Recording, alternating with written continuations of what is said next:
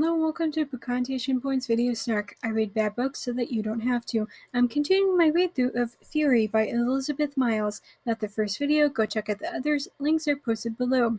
The following video might be difficult for some viewers. If you are struggling with suicidal thoughts, please reach out. People care about you. National Suicide Prevention Lifeline, 800-273-8255. Chapter 6. Chase knew he had to find Ty, but he had no idea where to look. Oh boy, let me tell you how excited I am to read about Chase looking for the 3 hot girls he ran into. Not. As Chase goes around the town in search of the 3 of them, he thinks about the last couple of weeks of his father's life, about how the police had carted him home half drunk and out of it. When he'd woken up, the man had demanded a drink, saying that he needed it. Chase can't help but compare himself now to his father's own obsessions, which, yes, you can identify that you have a problem, which is a good first step. But the second is to stop doing it. The guy met a hot girl and he's turned into a full-blown stalker over it. If I didn't already know that she was one of the titular Furies, I'd probably be worried about the girl's safety. The next day is Christmas. His mom had to work, and for an actual moment, Chase feels bad that his mom worked so hard to put him through school, which is great that he can acknowledge that he does treat her a bit unfairly, but as I said in an earlier video, he does nothing to try and help out. He mopes around his home for a while, but since he doesn't want to go out and admit to everybody that he's alone on Christmas Day, but he's so bored that he actually starts to do some of his winter break homework. And of course he's reading Macbeth, and of course the passage quoted in this book is about the 3 witches. This is immediately followed by Ty showing up. She gives him hot chocolate and takes the time to tell him that she didn't spike it, which is weird, but something tells me that it'll come up again later. And then she invites herself in, although Chase notes that she doesn't seem to be judging him for how poor he is. In fact, Chase feels like she understands him on some level. Ty says that she wants to thank Chase for helping him out the other day and wants to take him out. He eagerly agrees since it had been what he'd wanted from the start. He's a little disappointed when Ty asks that they pick up Meg and Allie too, but then decides that he can handle being around 3 hot girls instead of 1. Ty also says that she grew up in the area and came back into town with her cousins before starting college as a sort of road trip tour. When they pick up Allie and Meg, Chase thinks that it's weird that the other 2 are wearing skimpy summer dresses. He wonders if they're from someplace like Alaska where the Maine winter doesn't seem half as bad in comparison. Chase asks where they're going and Ty says a biker bar. Chase kind of wonders about it but reasons that it might be the only place around open on Christmas Day. They go to the bar where Chase braces himself for a confrontation with a biker, but instead of going inside, the girls lead him around back where they open up what sounds like a magic door. Inside is an insane party with things like circus performers and heavily tattooed people. Chase feels like this doesn't seem like a regular part of Ascension, but he decides that this is good. They go in and Ty asks Chase if he wants a drink. There's a puff of smoke, and the next thing the reader or Chase knows, he's waking up in his own bed with his mother knocking on the door. Ugh, I hate it when the author randomly skips ahead only to tell us in a mini flashback what just happened.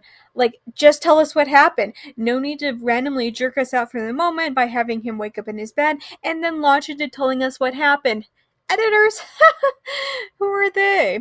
Chase thinks that he was so wasted as to not even remember coming home the night before. He gets up and starts trying to look for a scrap of paper with Ty's number on it, only to realize that somebody had written in red lipstick across his face a phone number. Who does that? Why? The chapter ends with Chase remembering how Ty had grabbed his face and told him that she had plans for him. Chapter 7. It's 2 days after Christmas. Emily's car is in the shop to get a big dent out from the front fender. She and JD are at the mall with plans to meet up for a movie later, but now Emily is in Victoria's Secret, and I thought that Gabby and Emily talking about dresses was bad. I don't think that I was ready for the endless descriptions about fancy lingerie. Emily also decides to tell us about the few boys that she's been with who have gotten past first base. She literally stopped a boy from getting into her pants because she was embarrassed by the underwear that she'd been wearing. A Victoria's Secret employee comes over and says something that makes Emily think that she knows that Emily is the trashy other woman in the relationship, but the lady only just tells Emily not to get the bra that looks like it isn't her size and starts to measure her. She meets up with JD outside of the theater. The employee working at the concession stand is another one of their classmates. The narration dunks on the poor girl's outfit, which includes an ugly work vest for the theater. But Emily at least has a measure of sympathy for the girl since she's Sasha's friend, and people said that the girl had been visiting Sasha in the hospital every day since the incident happened. This makes Emily feel bad since she can't even imagine what would happen if the same thing happened to Gabby. But thinking about Gabby fills Emily with guilt. After the movie, they're walking past a local coffee shop when Emily sees Zach. She's about to call out to him, but sees him with another girl. JD sees it too and asks if Zach is still with Gabby and calls the other guy a dirtbag. However, Emily is quick to snap at him that neither of them know who the other girl is, so maybe don't be so quick to judge. Which, I'm not arguing that it's a bad message. I'm just saying that it's awfully rich to be coming from the proverbial other woman. Later, Emily is relaxing at home when she gets a text from Gabby. This frustrates Emily that her friend can text from across the ocean, but Zach can't be bothered to call her. And the scene is yet another reminder of the time period that this book takes place in, back when every text message cost money. These days, you just hop onto the hotel's Wi-Fi and send free messages through Facebook Messenger. She decides to call Zach and starts in on him about the entire situation with Gabby, but she also hands him about this strange girl at the coffee shop. He says that the girl is the daughter of one of his mom's friends and the girl was helping him with the football feast stuff. He then says that they should get together to talk about the Gabby situation. Emily knows that he doesn't really mean talk, so she puts on her purchases from Victoria's Secret. He poured them each a glass of wine from the bar by the window and then sat down on the plush rug next to her. I'm sorry, how old are these kids again? Wait, you see that they're all still in high school and hadn't magically aged up past 21 since I started reading? I'm honestly so disgusted by the blatant illegal activities in this book. It's one thing for a girl to talk about fooling around with a boy. I'm not saying that I necessarily approve, but they're going to do it no matter what I say. But for the narration to just so casually toss out that Zach has easy access to alcohol and he's just handing a glass of wine to Emily, this is honestly pretty revolting and I hate it. Especially when you'll remember that Chase's plan to find a new hookup was to ensure that she was already drunk at the Christmas party. Emily starts to try to ask Zach what they're going to do about Gabby. Zach plays it cool and kisses her, but she pushes him away to express how serious about the topic that she is. He says that he feels pulled in multiple directions by everything. Do you know how many times he's reminded me that my future basically hinges on my admission to Yale? I hate parents like this, that make it seem like your life will literally be over if you get a B or if you fail to get into one specific Ivy League. There's a huge difference between well-meaning and being so overbearing that your own child can't stand you. Yes, college can be important, but a literal child should not be as stressed out about the things to the extent that Zach is expressing here. He goes on to say that his stepdad is threatening to send him to a private school somewhere else if he doesn't get his math grades up. That anything less than perfection is unacceptable. Nothing quite like some toxic parents. However, the main reason why he brought all of this up was to tell Emily in a more roundabout way that he doesn't want to be pressured. Although I'm honestly surprised that his dad allows him to do stuff like have a girlfriend, because we know that girls can be a huge distraction. And forget about drinking. Zach could literally go to prison if he's caught underage drinking. Granted, if the family is eyeing Yale for school, they're probably rich enough to get him out of serving time. But still, being caught like that would not be a good look. Emily has a moment of feeling bad for all the pressure Zach is under, and then he kisses her and they start to make out, which... Why do I get the feeling that he's not under half as much pressure as he just said and only told Emily all of that simply to, 1, earn him pity points, and 2, for him to have Emily but also keep Gabby around as well. When Zach starts to remove Emily's pants, she randomly thinks about how Gabby had planned to lose her V card to Zach on Valentine's Day. This randomly makes Emily stop. Not the thought of cheating with her best friend's boyfriend, but the thought of her best friend's plans to lose her V card. Zach tries to pressure her into doing it, but then the front door opens. Emily scrambles to her feet, she's chased there, and it randomly freaks out. Chapter 8. Following his night out with Ty, Chase had actually called her. On the phone. He hadn't texted her like he usually did, but actually called her. She asked for him to meet her at 10 p.m. At night? However, as he's thinking about how he'd asked Ty out, he thinks about the last time he'd asked a girl out in the 7th grade, and it was Sasha back when she'd still been popular. She'd called him trailer trash despite her own origin, which might explain her sudden fall from popularity if that's her attitude towards a former best friend.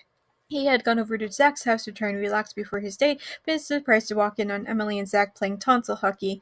Also, I guess at some point somebody had taken off Emily's bra.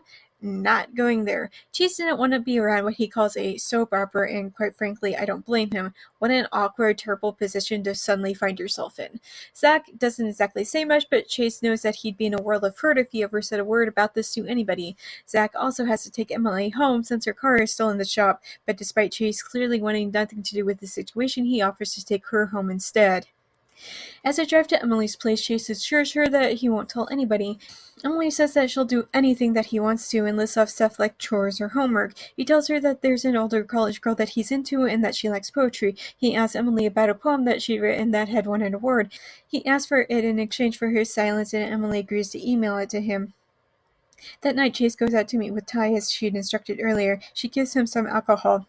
And do you want to know the difference between Ty giving Chase liquor versus Zach giving Emily wine? The idea that Ty is supposed to be the personification of the author's own anger at these people, and that the reader gets a hint that something terrible is going to happen to Chase because of Ty. When Zach gave Emily the wine, it was treated as more of a neutral thing that was almost normalized, despite how wrong that the entire act was. He takes Ty over to a little public garden that's half hidden away from most passers-by. Ty points to a path and then asks to go see if the water is frozen when Chase says that it goes by the river. However, once they get out there, Chase feels physically sick as he thinks about Sasha jumping off from a different bridge. He had thought that Sasha's fall from popularity was her getting her just desserts, but now is full of regret over his treatment over her now that she tried to kill herself. Chase feels uncomfortable being out on the bridge and wants to go back, but Ty jumps up onto the railing and starts dancing around while telling him to come up and join her. He begs her to come down before she hurts herself. She teases him and makes him get down on his knees to literally beg, which he does. Don't you know we all die sometime? Yes, everybody must die sooner or later, but there's a difference between dying of old age and slipping off from the railing of an icy bridge when you're 17. They leave the area and then make a bunch of snow angels in a field. By the time that they're finished, Chase is shivering because of how cold he is, but he knows Ty must be even colder because she's dressed like it's summer once again. Ty asks to see what it's like to be Chase and asks him to bring her to his trailer. Inside, he starts making her some hot chocolate, but then he tries to kiss her. Ty says that she has to go and literally disappears the second that she's at the door, much to Chase's confusion. He remains outside in an attempt to spot her, but then his mom comes home from work. She's naturally worried about her son, especially since he's outside without a coat on. Inside, Chase takes a good look around at the trash everywhere and thinks that is probably the actual reason why Ty left in such a hurry. He starts to work out with some hand weights in order to let off some stress. His mom comes over with some food she'd made and asks if he's alright. Just then the power goes off, and standing just outside the window is Sasha. She's pressed up against the glass and making horrifying faces. The lights flip back on and there's nobody at the window. The contents of this book can be quite intense, I know. If you need help, please don't hesitate to reach out. People care about you. National Suicide Prevention Lifeline, 800-273-8255. Thanks for listening to my book Snark on YouTube. New videos are up every Monday, but stick around because I sometimes drop random videos on other days too. Just as a reminder, even if you can't financially support me, there are other ways to help me out. The first is watching this video as well as all of my other videos. It's also important to like and subscribe. Finally, you can share this video with all of your friends so that they can help as well. If you're already caught up with all of my videos, you can go to Tumblr for my main book Snarks, always free and updated every morning. And if you've already read all of my main Snarks, then you can find even more Snark on my Patreon. You can access it for $1 a month. Members also get early access to my main Tumblr Snark. Special thanks to Dawn, Phoebe, and Nikki for supporting me on Patreon already. If you want to hear your name in my video next week, you can either support me on Patreon or make a one-time donation. Do you like my Snark so much that you want me to snark your writing? I do that too. For just $6 per chapter, I will tell you how awful that your writing is. But not to worry if you feel like you couldn't take the criticism. I also offer regular book editing as well, just 1 cent per word. You can contact me on any of my social media platforms if you have further questions. If you want to read some of the things that I've written, you can purchase my works on Amazon. I have a slew of erotic short stories and now 2 full-length novels. I also sometimes run flash sales on my stories, and if you don't follow me on any social media, you might want to do so just so you can know when I might be offering more things for free. Links for everything will be posted below. See you next week, guys!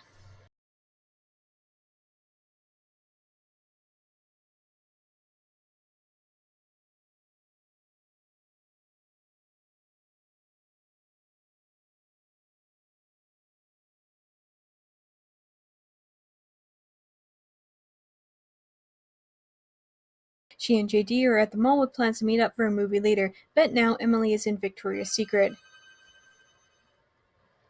He poured each of them a glass of— Oh my f***ing God!